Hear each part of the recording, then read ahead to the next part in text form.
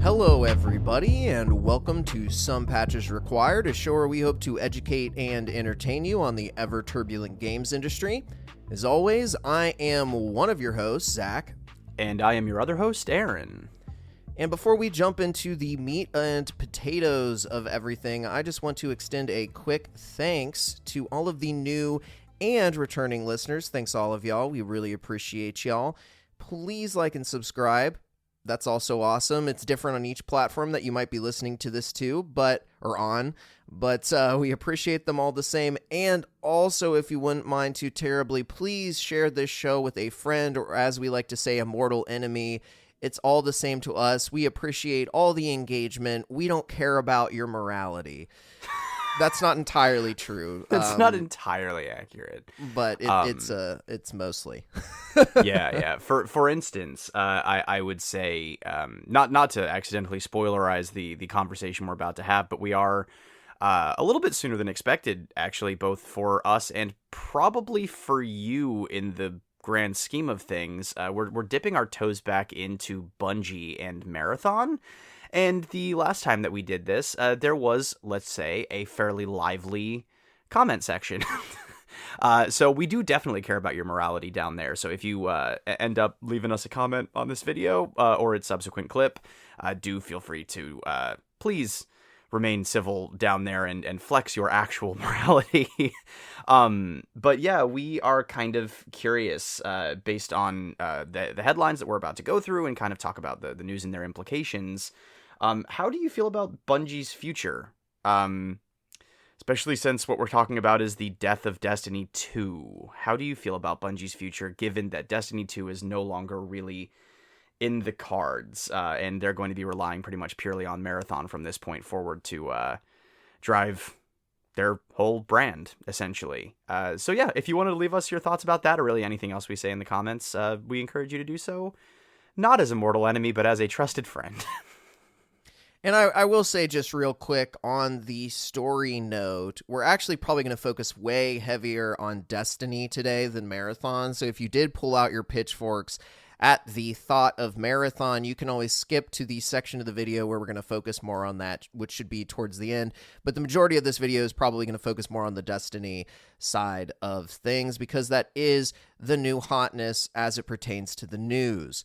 So as it pertains to the news, there was recently a blog post from Bungie itself saying that Destiny 2 as a live service is being shut down and will no longer receive any support updates after June 9th. The final update for Destiny will be called Monument of Triumph. And it's just really kind of crazy seeing a lot of this, because this is a game that released in 2017. So this game was almost out as a live service for 9 years, which is a pretty impressive period of time. And the last thing I'll say about this initial part is the social media around this was pretty positive. I'm sure at this point you've probably seen a video kind of discussing how the language of the social media post and blog post were versus the reality of the situation, which we'll be digging into in a second. But generally speaking, Bungie's talking about a new beginning. They're talking about Destiny as a world franchise, etc., living beyond the bounds of Destiny 2 and even the first game. I will also add real quick, the good news here is that Destiny 2 will continue to be playable after its final live update. You'll be able to play it like you're able to play Destiny, just the first one. So that is some good news in what's probably a sea of frustrating news, at least for some people, given how popular Destiny has been historically. Yeah, especially since, and I promise I have a tendency to do this, but I will not be belaboring the point here. It's kind of difficult to overstate just how significant Destiny as a franchise is to the history of live service games. Like if you look back to, what was it, 2014, and the release of the original Destiny, as this sort of almost unheard of genre mashup of MMO and first person shooter, but made for consoles, not like a PC market, that didn't have the same sort of, generic subscription model as something like a World of Warcraft. All of this was pretty big, fresh news and pretty, innovative back in 2014. Not that, live service as a concept was completely foreign to people, but the form that this game particularly took was so like unique. And it really did act as the sort of blueprint for a lot of the live service games that have followed since. And yeah, to see all of that sort of coming to an end rather abruptly is certainly something. But at least we have the very positive tone in the blog post. Like you said, there was a lot of speculation rather. Cue ominous music. That the idea of Destiny living on is implying that there's a Destiny 3 reveal planned for some time soon, and the franchise will live on in a big major way. They're, of course, sunsetting the game, because how else would they find the resources to build something as big as Destiny 3 would need to be in order to justify being Destiny 3. Yeah. I will say it's also very interesting, because I feel like this is one of the first kind of original live service games to end. We haven't really seen that from a lot of games. Like, there's a lot of even MMOs that are kind of just like hobbling to the finish line or their eventual death. You could argue even potentially World of Warcraft, but that game is in a much better state than most. So it is interesting to see what was once such like a powerhouse ultimately die off. Now, I haven't played Destiny in a long time. I was going to look up what the last expansion I played was, but then I forgot for this episode. But it's easily been 4+ years. And the one thing that I will say is I'm not sure how much of a surprise this is to a lot of Destiny fans, Aaron, just because I know, for example, with like Bellular News specifically, so Michael Bell, he reported on all the different issues that Destiny has been having for such a long period of time. Like, we've known for a while, at least based on his reporting, that Destiny was having issues getting new players into the game, and that it was basically just monetizing the same pool of players over and over and over again, putting them through the wash. And I don't necessarily mean through the wash in a bad way, but like, here's a new expansion, come back and buy it. Here's a new skin, come back and buy, all that kind of stuff. Yeah. And if you're not getting new blood, so to speak, into that circulation, you're just bound to eventually die, because you're not going to consistently be able to get people to come back every single season or expansion or whatever it might be. And people just weren't really happy with the state of things like Crucible a lot of the time. I think that like the vaulted content really bugged some people. Yep. I'm sure there's a bunch of other things that I have no idea about, because again, I'm not really an avid Destiny player, but I think the abruptness of this shutdown certainly caught people off guard. And as far as I understand it, I think it was from a Paul Tassi article. I think people thought there was at least another year of development and potentially 2 more expansions at least. So that definitely caught people off guard. Yeah, that's more or less what I mean by like the surprise of it, right? Like I don't think that anybody like paying attention to, for lack of a better term, the data, because I mean realistically you could feel it in the vibes, right? You didn't even need the data necessarily to understand that the game was basically in long tail maintenance mode, is what I'm going to call it, essentially, where like, yeah, you are getting these expansions, but they're not really as meaty as the expansions that came before, because after the final shape, the last like really large expansion, they changed to what, like every 6 months there was going to be something, as opposed to, a handful of times a year. And the updates themselves were a lot smaller in scope, a lot less, sort of ambitious. They did that weird Star Wars crossover.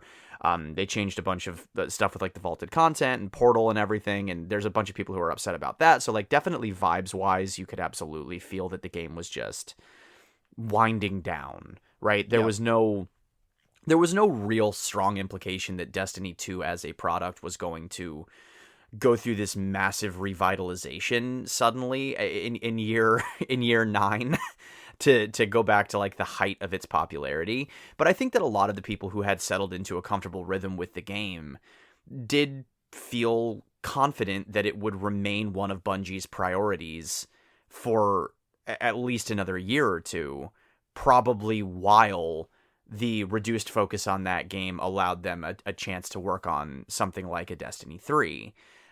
And that's more or less where I would say the surprise element comes from. Just that all of that has now been scrapped, right? That's been tossed out the window. They're not even gonna try anymore. And to be honest with you, if you looked at the data, that's not surprising at all, because Bungie has up to this point pretty much consistently struggled to actually get updates out, even with this new, much less ambitious format.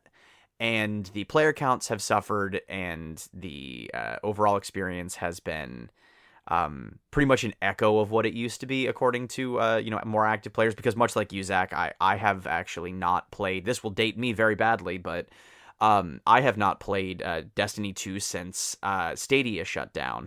Because I actually, even though I did have it on my PS4, I logged most of my Destiny 2 hours on Stadia back when that was a going concern. What a callback. Yeah. It was kind of fun. It was a good time.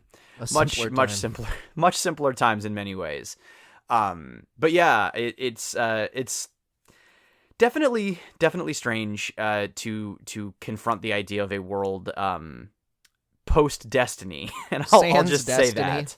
Yeah, sans Destiny entirely. Not that it was, like a monolith in my life, but it definitely was a monolith in live service. It was the sort of blueprint and progenitor for modern live service games, like I just mentioned, and its sunsetting is in many ways the end of an era, and not necessarily the beginning of a new one, because the world is just so much different. Especially in the game, well, I mean every way, but in the gaming space for sure, than when Destiny kind of came onto the scene with its weird rocky launch and Dinklebot, and charmed a generation. Well, and the thing that we've alluded to at this point a little bit is that according to reporting from both Jason Schreier and Paul Tassi, not only is Destiny 3 not in production, there's been nothing greenlit at Bungie, period. That means there's not been any new marathon games that are, even approved by Sony. Certainly no new Destiny franchises that have been approved by Bungie. And this is probably the biggest kind of wake-up call in the dissonance between how Bungie is reporting things in this blog post and social media post versus the reality. Because the reality of the situation is right now there's roughly 800 people, at best estimates are roughly 800 people supporting Bungie at Bungie. A bunch of those people are going to be moved off of Destiny 2 and onto Marathon. That's also part of the reason that's being reported as to why all of this is happening now is Sony and Bungie leadership are we don't want to deal with the bleeding anymore with Destiny 2. We're just going to move people to Marathon and try to support that game. So this is a really messy situation because we've got 800 people. All 800 people are not going to be required for Marathon moving forward. And so we're expecting there to be some pretty substantial layoffs at Bungie moving forward. At least Jason Schreier is suggesting that, and Paul Tassi has kind of confirmed that that's his perspective as well. And I mean, I can just say, gut feeling, I think that we're probably, I mean, I hesitate to put a number, but if we saw up to 200 people getting laid off from Bungie, I wouldn't be particularly surprised. Marathon is not the same beast that Destiny 2 is, and Sony is very clearly not very thrilled with their multi-billion-dollar investment, largely losing them. In the last year, they stated that Bungie has lost them over $765 million in value, at least on PlayStation's books. And $560 million of that was lost in Q4 of FY25, so fiscal year 2025. So, they are not very thrilled with Bungie at this moment. It's not looking like a good situation in general. And I think almost the more damning thing, and I'm almost done, I promise here, Aaron, is that I feel like Bungie in their current state, I agree with Paul Tassi, in Bungie's current state, they couldn't make a Destiny 3. If they get another 200-person layoff, there's absolutely no way they're going to have the team necessary to create Destiny 3. No, I couldn't agree more. The math simply does not math on that one. There's no reality. I mean, like I just said, there have been timeline issues on the pared down ambition level expansions and updates for Destiny 2 since the final shape, and those are just like astronomically less work than building a Destiny 3 from the ground up, right? Because I've heard of the much more diehard Destiny fans among everybody say things along the lines of, you can't, Paul Tassi, I think, specifically said you can't Overwatch 2 a Destiny 3, right? The game needs to be something pretty spectacular in order to justify its existence, not just using the Destiny 2 platform. And building something like that from the ground up is, of course, expensive, and it takes a lot of time. It takes a lot of sweat equity. It takes a lot of hands.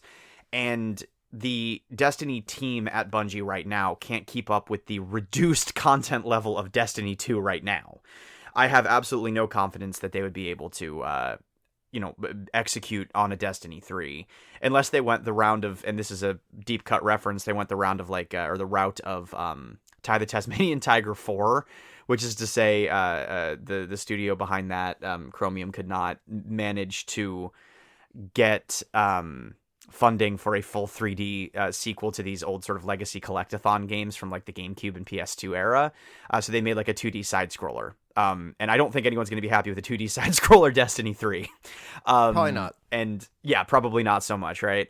And outside of that sort of, ironic reality, there is just no world in which this team as it stands right now, especially splitting resources between the sort of flailing Marathon and the upcoming theoretical Destiny 3, there's no way that without a massive investment, both in terms of straight up capital and also staffing, there's just no reality in which that game happens, right? And for it to happen in a timely manner now, it would have needed to be in production for a while, which is evidently not the case because you have two of the, better reporters in that space out there telling us that it's not going to happen based on all of their resources. So, Destiny 3 seems unlikely, in my opinion, to pretty much ever happen at this point, because I think, and I hate to say this because I think this would probably be a pretty big slap in the face to a lot of people, I think when they're talking about Destiny living on beyond Destiny 2, I think they mean specifically in the form of, I think it's called Destiny Rising, the mobile shooter that is Destiny themed. Awesome. Which, is basically my 2D side-scroller version of something, except much more heavily monetized. I think they probably mean in expanded universe media that is much cheaper to develop, like, small imprint science fiction novels. I wouldn't be surprised. Probably like graphic novels of some sort. And most likely, specifically, they also mean in the hearts and minds of the fans. that is almost certainly what they actually mean.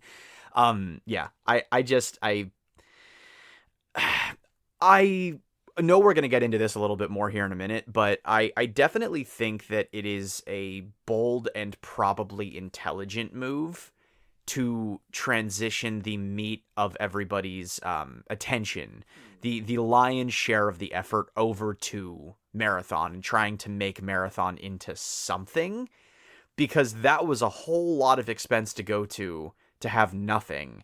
And Sony, reputationally and financially, well, I mean, financially they can stomach whatever they want, they're Sony, but, you know, reputationally at least, they absolutely can't have another Concord. Like, they cannot have another live service game that comes out, cost $1 gajillion, and then just face plants. So I understand transitioning as many resources as possible to Marathon, and to be honest with you, I think that is the smartest way forward in terms of trying to run this with a streamlined Bungie. But, you know, with that having been said, the fact remains to be seen whether or not Bungie in its current state can execute on that. Just to plant the seed. Not to get all the way into it, but to plant the seed.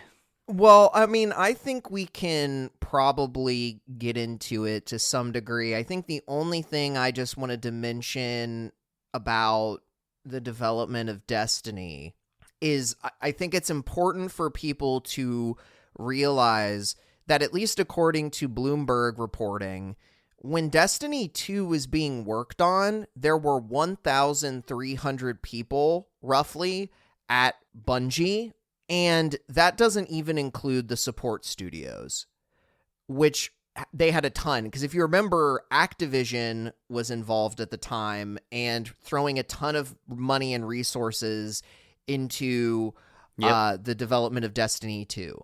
So, very different team size now. Oh, God, yeah. So, just wanted to put that out there, that we're talking about a delta of like 500 people, which is over half the current team size. So, thought that was kind of important. To your point about the future here, I think the future is very, very messy. Yes, I think that if the goal of Sony is that they want to, quote unquote, stop the bleeding of this, what's ultimately been a really bad deal for them, that the only option that seems logical, at least at face value, is to reinvest some of that development talent into Marathon and see how many players you can attract to that game, which we'll get into it, but that does seem to be the course that they're ultimately taking. I do think one big risk associated with this, and, you know, based on a lot of the comments that we saw from when we've covered Marathon, is that I think by doing this, you are basically, in a way, you're saying Marathon killed Destiny 2. And some people feel nostalgia for the Marathon IP, but, like, I never knew about it really before, obviously, it came back in this, like, weird form that wasn't really what it was originally. Mm-hmm. And so I think it's going to get Marathon a ton of hate because there's way more Destiny 2 fans than there are Marathon fans. Oh, yeah. And it's, I mean, it's also a lot like, it's like going to church on Christmas, right? People will show up for the special event, right? And if there's a chance for people to get angry about something, even if they haven't played Destiny 2 in a handful of years, or they were really upset about the direction Destiny 2 was going, knowing that its death came part and parcel with the underperformance, but what they may perceive to be over investment in Marathon, probably will not engender much, fondness for Marathon in the hearts of the Destiny 2 fans who now have nowhere to go. And I'm sure that there will be people who, dip back in and treat it like comfort food. You will have all of the existing content up to this point to sort of play. And I mean, for me, weirdly enough, I actually am more compelled to play Destiny 2 now that I know that there's not going to be more content for me to stay on a treadmill for. But I mean, obviously that's completely beside the point and 100% off topic. Yeah, I completely agree. I think that Destiny 2's fan base will probably not flock to Marathon as the next big Bungie thing. They will probably rebel against Marathon in some, numbers. maybe not substantial enough to make a huge difference, but in some numbers, yeah, it will end up getting hate as being the reason maybe not even the reason Destiny 2 died, but the reason Destiny died, which I think is a much bigger concern. Because I think that if there was even like the glimmer of hope that Destiny 3 was even in like mega pre-production, like super, super duper early, sharing like the kind of pre-production that Mass Effect 5 has been in for the last, what feels like 600 years, where like every November 7th they're sharing like the same 5 screenshots of concept art from 10 years ago. It's absolutely wild. If it was even in that like nebulous state of existence, I think that there'd be more sympathy and more people who would want to support Marathon just for the sake of supporting Bungie through to getting Destiny 3 made.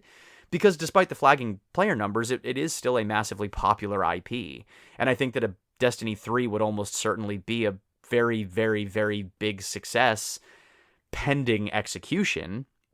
But yeah, Marathon was already pretty divisive. Marathon was already pretty substantially different from the experience Destiny players like Destiny for, and wasn't necessarily built to try to cannibalize the player base, right? It was, in theory, built to augment the player base of Destiny 2 rather than siphon directly from it. So now that it basically has to siphon directly from it, we will, of course, see a changed Marathon, which, of course, we'll get into here in a minute. But the vitriol may come. And as we've discussed many, many times on this show, when it tends to come pretty quickly. I have yet to see any of that, but I doubt it will take long. Yeah, I mean, the only other option, and this is something that I think Paul Tassi feels pretty like passionate about, is that there's a world where Sony could invest in the future of Bungie more. And this is actually a really interesting thing that he talks about in one of his more recent videos about the death of Destiny 2. He expresses his frustration that here's basically what I think his internal narrative is. He feels like Pete Parsons, who was the former CEO of Bungie, screwed Sony out of so much money and oversold Bungie's capabilities so much that it's largely left a really bad taste in Sony's mouth. And now Sony doesn't want to trust Bungie to make a Destiny 3 because they don't want to lose any more money. You know, and there might be some level of it that's like purely financial. Some of it may be like a little bit sour petty. Grapes. Grievances, like that kind of a thing. But from his perspective, he actually feels that the smartest financial move for Sony is to invest in Destiny 3. Because to some of the points that you just made, Destiny 3 would attract a bunch of initial sales. Like, just by default. It's enough of a big IP that unless it looked incredibly fucking bad and just off the mark, it would sell really well. And even with Destiny 2 sunsetting right now, it's even if it took 5 years, that's not enough of a gap for there to be a massive decline in people thinking about the Destiny IP. I think people would largely still be aware of it, especially if they did a good job of communicating like, yes, Destiny 3 is coming. We're really excited to work on it. Da-di-da-di-da. But the reality is that Sony just doesn't want to invest in it. It doesn't seem like they want to pull the trigger on the amount of money that's associated with a live service game being put into development. And Paul Tassi finds that frustrating because Bungie seems to give a lot of budget and time and flexibility to their single player studios, but not to Bungie. Or rather, Sony does. Or yes, I don't know who whoever I said. Good. Yes. No, you and Paul Tassi are correct in my estimation on that one. I, broadly speaking, think that what would actually help both Marathon and Bungie at large would be that reinvestment, right? I think that Okay, streamline it down, pull what you've got off of Destiny 2, do exactly what you're doing, take some of those people and put them on a Destiny 3, and just start working on it so that you can say you're working on it. Get everybody else onto Marathon. Start making Marathon as robust as you possibly can. Try making Marathon as sticky as you possibly can. Try to de-sweat Marathon. Do all the things that you're going to do to Marathon, right? And try and make that your platform for the next 5 years or 6 years or 7 years or whatever while you make Destiny 3. And then when Destiny 3 comes out, you've got this massive cash influx because the player base will, I believe, come back for a fresh experience in that world. I genuinely do think that that is what would happen. That having been said, I don't think I can actually, and I hate to say this because I never like to take the side of a gigantic megacorporation, I don't actually think, given the track record of what Bungie has been able to produce since being purchased by Sony, I don't think Sony is incorrect to be doubtful of their executional abilities. I agree that Pete Parsons pretty much fucked that up, and that leadership that was basically just trying to secure like a crazy golden parachute before they could dip right the fuck out, really did a number on Bungie just like forever. And that, of course, really stinks and is not the fault of the core development team, nor is it necessarily indicative of what that development team could do given the opportunity. But if you look at what the output has been, and Sony, of course, I will actually say, also fucked up because they did not. I mean, they bought during the peak, right? They were the people who invested right before the crash, and expected that the number would just keep going up when it did not and could not. So the timing for the purchase at such a value was absolutely bonkers. And to expect that would just sort of continue indefinitely into the future was, of course, very unrealistic. But again, to just talk about the output, you've got the idea that Bungie was also acquired for their live service expertise, right, in terms of what they could bring to the other live service games inside of Sony's growing portfolio of those. And their feedback essentially resulted in 2 or 3 of those games just getting shit canned right out of the gate, right? Like, apparently their feedback was instrumental in the plug being pulled on the Last of Us multiplayer game. I believe their feedback was, factored into the pulling of the plug on the God of War game. And not that I'm particularly mourning either of those projects because neither one of them really makes my heart sing. But you now have Destiny's team and Bungie at large, sort of, not Destiny's team specifically, but like Bungie as the Grim Reaper of other projects while being incapable of really delivering on the promise of their own projects. And I can see Sony looking back at that and going, I really don't know about all this. And trying to make an investment the size that you'd need to into Destiny 3, in my opinion, would be an incredible show of confidence in Bungie as a team. I think that it would show a lot of confidence in Marathon as a game, which might encourage some people to invest in buying it and playing it and going on the ride of watching it grow from where it was when it started to whatever it's going to become down the road. But without a crystal ball, it's difficult to predict whether that groundswell of support would come after a show of support, like a major investment. But it is fairly evident that without a crystal ball, Sony is looking at its rearview mirror and all of the mistakes that Bungie has made since the acquisition, and they're just not willing to put that money in. And on some level, I have to say I understand that. I think it's hard at the same time because I don't know when Marathon was greenlit, but if Marathon was a greenlit project by Sony, ultimately Sony is responsible for allowing that project to run forward with the obscene expectations that were put upon it. They definitely are culpable for that. 100%. Yeah, there is a ridiculous amount of expectation put onto the Bungie team, I think wholly unfairly, by both Pete Parsons and Sony. So I think if we're looking for a air quote villain in this entire story, I think it's kind of a mix of the two of them. Obviously, like, it'd be specific, it's people at Sony making these decisions, but I don't know who those people are specifically, so can't specifically assign blame. That being said, to your original, or to our original point of everything going forward to Marathon, or a lot of Bungie's hopes being put on Marathon. Marathon is, so I read the blog post that the game director put out, or at least I believe he's the game director, Joe Ziegler. Mm-hmm.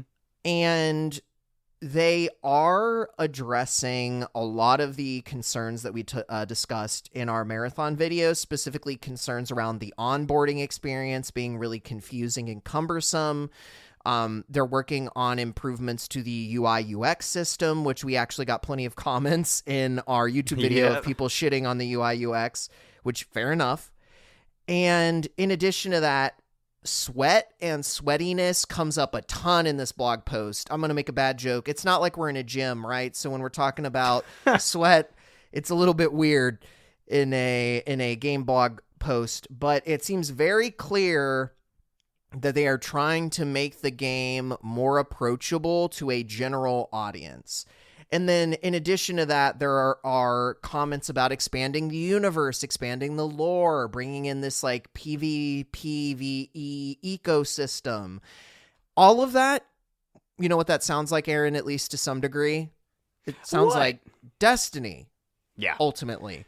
And they're even talking about bringing in a fully PvP mode, which sounds like it could potentially be something like Crucible, right? Yeah. So is it going to work doing this pivot? I think it's going to be the best chance that they have. I mean, we've seen games launch into a kind of chaotic, messy state vis-a-vis No Man's Sky, right? Which certainly probably had less resources at the time than Bungie has for Marathon, although I could be wrong.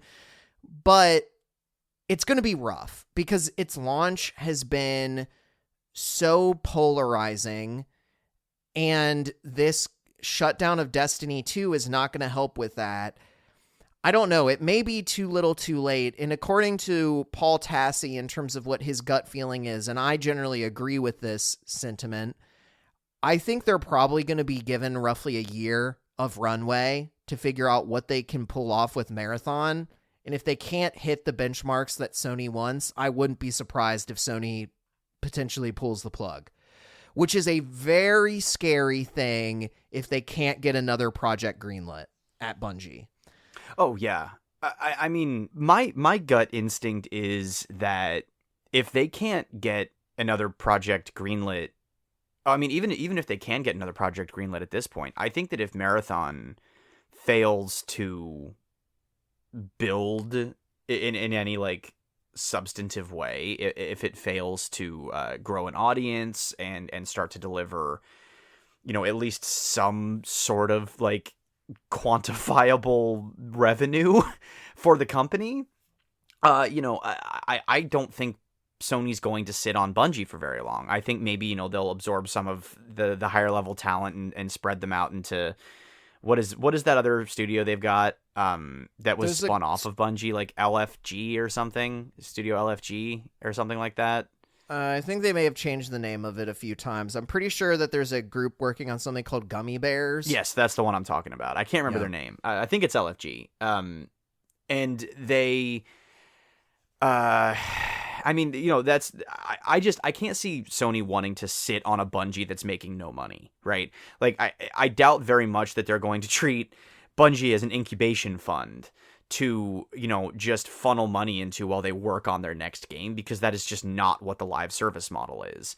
They were hoping that Marathon would be bringing in money while they make the next thing, and then the next thing would be making in money while they were bringing in money while they work on the next thing, right? So if Marathon just completely faceplants as a result of, you know, everything, then I can't imagine Sony is going to want to continue funding expensive projects with no real big money coming in from Bungie or any of its projects, right? Like, I mean, are they going to continue paying maintenance costs on Marathon? They're not going to want to continue putting a ton of money into Marathon.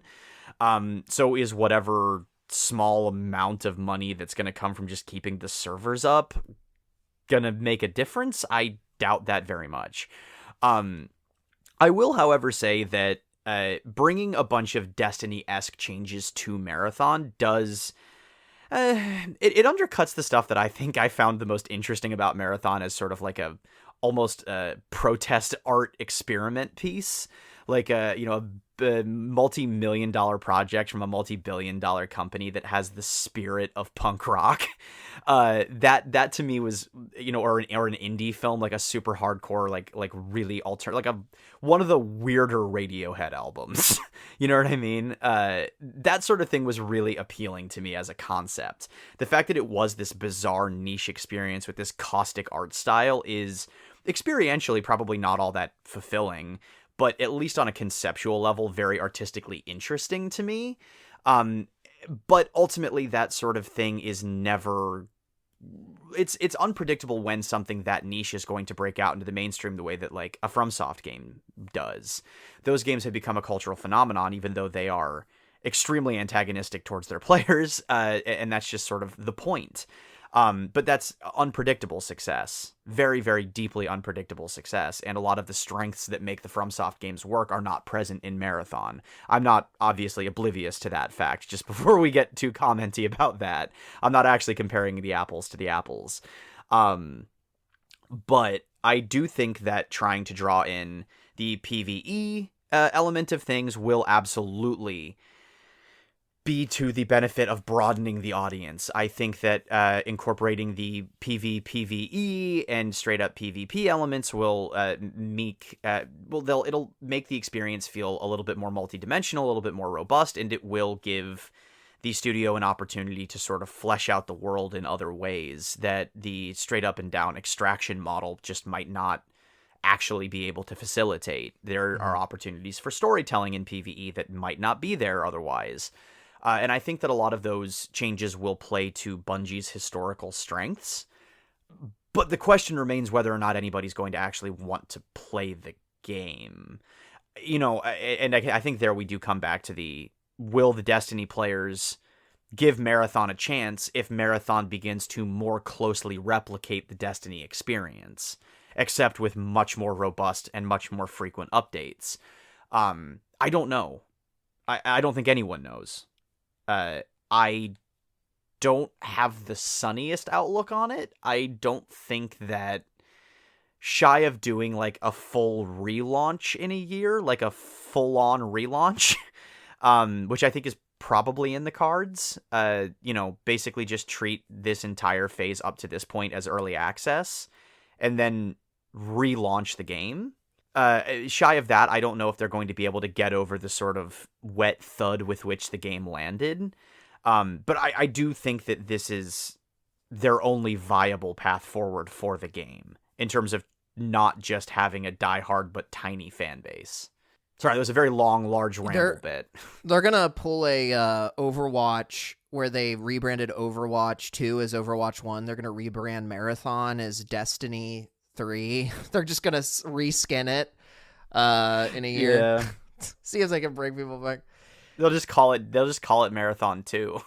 No. Yeah. Marathons. I think the biggest issue with this approach is I think making Marathon feel more like Destiny is almost like rubbing salt in the wound for people that are going to be upset about Destiny shutting down. Because it's like, well, wait a minute, why are you putting Destiny in this game when you could have just invested more in Destiny? So I think that that's probably not going to make things feel better for a lot of people. In addition to that, the core audience of Marathon likes Marathon as it is now. If they dilute how hardcore the experience is, how curated the experience is to like the current player base, that might risk damaging this very specific community of people that keep coming back to the game and are ultimately keeping it afloat. So I'm not saying they can't do it. There might be a way where they can kind of please both parties, because ultimately, like, some of these improvements don't impact the hardcore player base, right? Like having a better onboarding experience, having better UI UX, all of that kind of stuff isn't going to make people that are into like the sweatier part of the game enjoy it less. But if you do start making the game less sweaty, you are going to turn off what could potentially be your hardcore core audience that want to keep coming back to the game. And if your less hardcore audience isn't willing to continuously come back, Marathon could just kind of be in a shit spot. So taking a look at the time here, my sort of final thoughts are, I think Bungie's actually in a very precarious situation. I don't entirely think it's Bungie's fault, with the exception of Bungie leadership in the past. Specifically, it sounds like potentially, Pete Parsons just really overselling Bungie's capabilities and putting the studio in a really shitty spot where they're in this weird indebted state to Sony. And I think, at least the way that Sony's playing it, I think Marathon needs to end up being a success of some scale in order for Bungie to really continue potentially into the future. I think, like I said, we've got at least a year. There's apparently a roadmap out to season 5 for Marathon, so it's got some time. But it is a very concerning time, I think, for Bungie as a game studio. Yeah. My closing thoughts will sort of echo yours. I think that I genuinely, I think we had in our Marathon episode more or less said that reputationally Sony really can't afford to close down Bungie.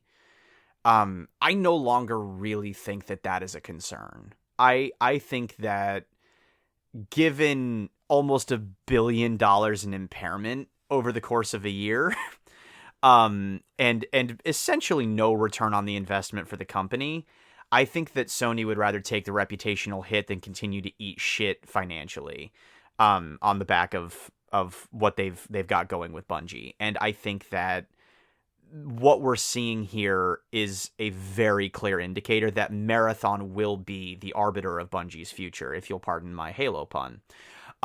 There is nothing else that Bungie is doing right now. It is evident that Sony is clearing Bungie's plate of essentially all other obligations and saying, make Marathon work. And that's it. You make Marathon work, and there's a tomorrow for Bungie. You don't make Marathon work, I don't know that there will be a tomorrow for Bungie. I think it's another reminder of the fact that there is no monolith in the games industry so big that it too cannot fall, especially with the state of the modern games industry, which I am becoming increasingly convinced is just hurtling towards another massive crash.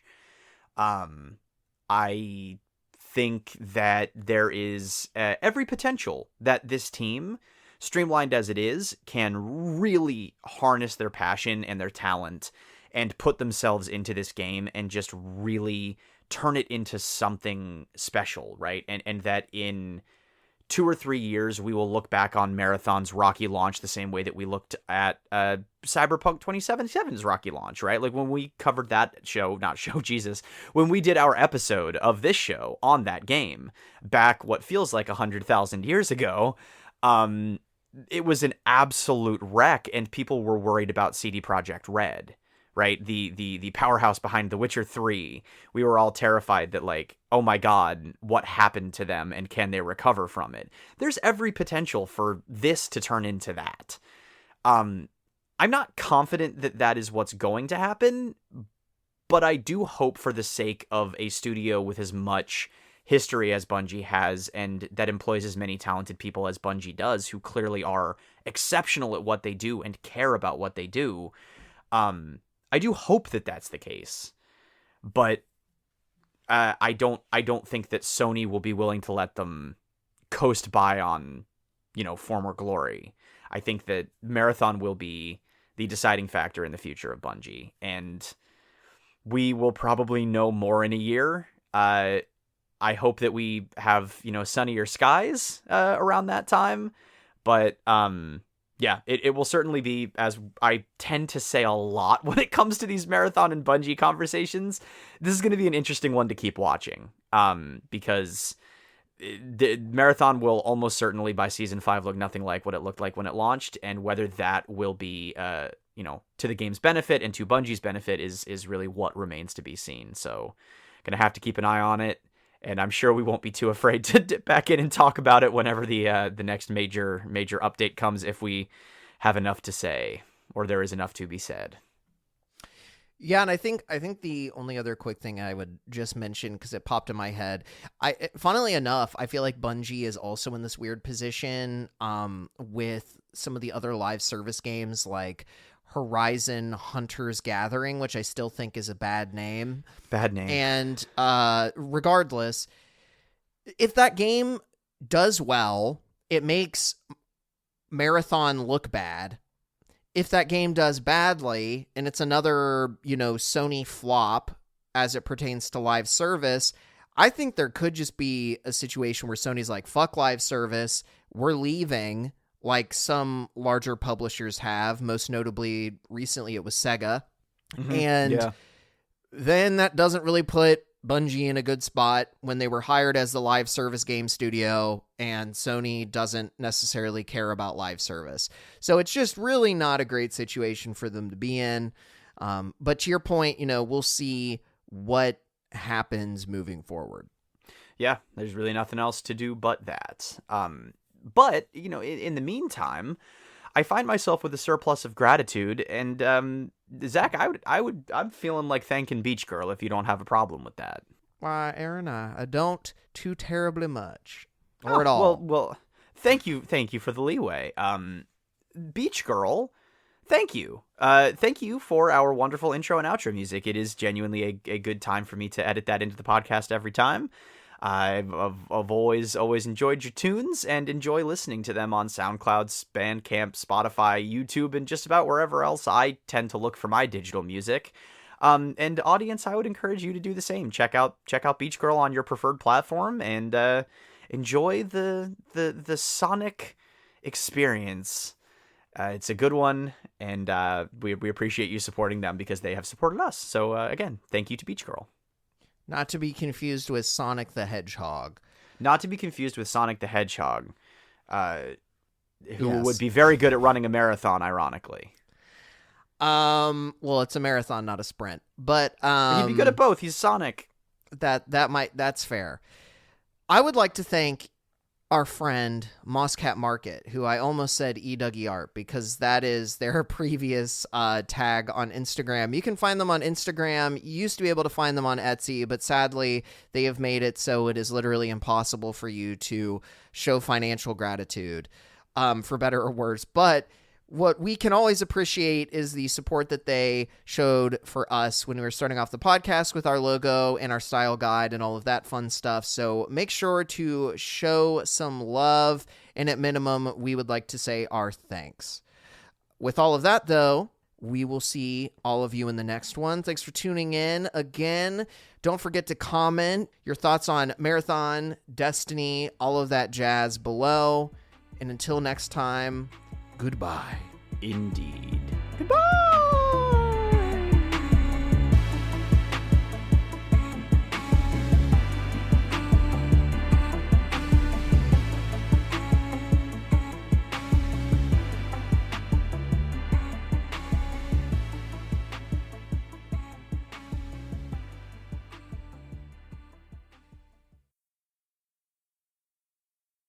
We don't care about your morality.